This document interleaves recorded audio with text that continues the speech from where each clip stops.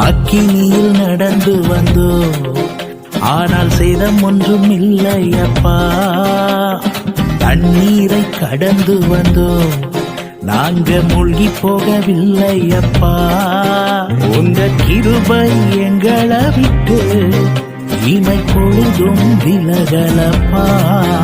உங்க கிருபை எங்களை விட்டு இமை பொழுதும் விலகலப்பா.